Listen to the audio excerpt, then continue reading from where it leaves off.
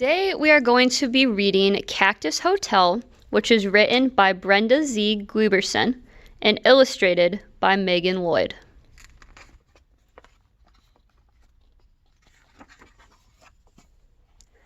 On a hot, dry day in the desert, a bright red fruit falls from a tall saguaro cactus. Plop! It splits apart on the sandy floor. 2,000 black seeds glisten in the sunlight.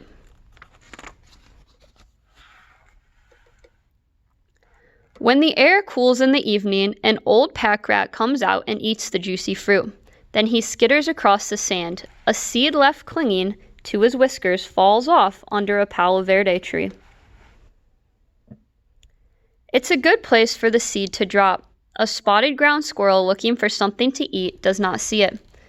A house finch chirping high in the palo verde does not see it.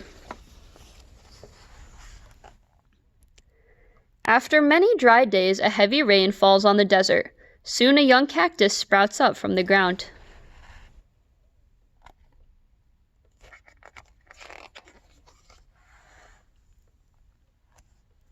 Slowly, the seedling grows. The palo verde protects it from the hot summer sun and cold winter nights. After 10 years, the cactus is only 4 inches high. It's just big enough for desert ants to climb its spiny sides. After a rainstorm, when the desert blooms with color, the cactus pulls in water with its long roots and looks fat. A young pack rat stops to drink the water and drips off the tree. Then she scurries off, looking for a dry place to make a nest.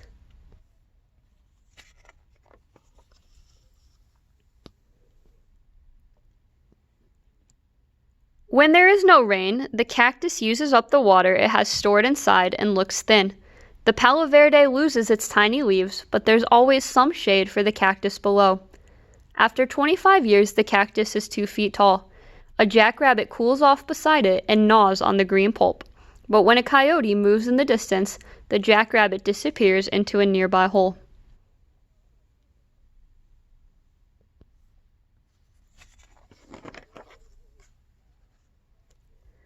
After 50 years, the cactus stands 10 feet tall and looks straight and strong beside the old palo verde.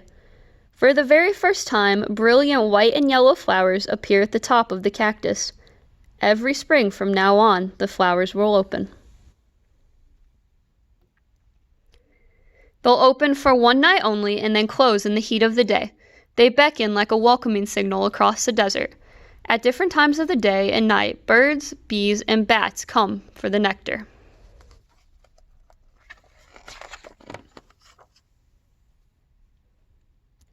The flowers dry up, and after a month, the bright red fruit filled with black seeds is ripe and ready. A Gila woodpecker comes to eat.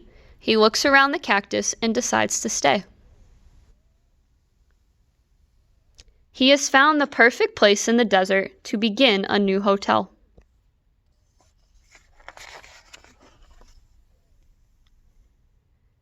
The woodpecker goes right to work, and the only tool he has is his long, hard beak.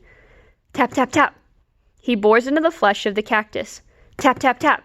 He digs deep inside to make a space that is comfortable and roomy. The cactus is not harmed. It forms a tough scab all around the hole to protect itself from drying out. The woodpecker gets a weatherproof nest and is shady on hot days, and warm and insulated on frosty nights.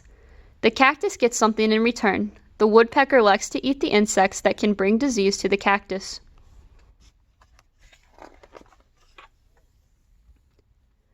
After 60 years, the Cactus Hotel is 18 feet tall. To add more space, it begins to grow an arm. A woodpecker has a new hole in the trunk.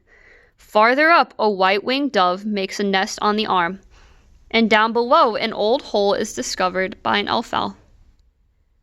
The birds feel safe, living up high in a prickly plant where nothing can reach them.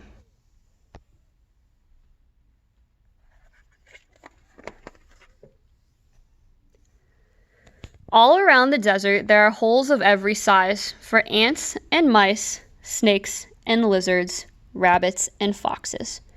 After 150 years, there are holes of every size in the cactus, too. The giant plant has finally stopped growing.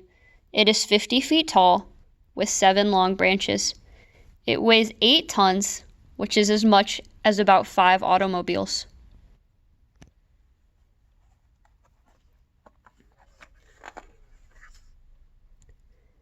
Everybody wants to live in the Cactus Hotel. Birds lay eggs and pack rats raise their young.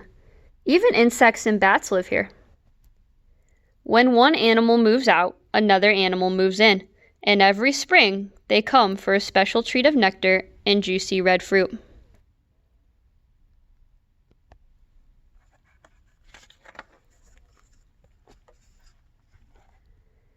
Finally, after 200 years, the old cactus sways in a gust of wind and falls with a thud to the sandy floor. Its great thorny arms crumble in the crash.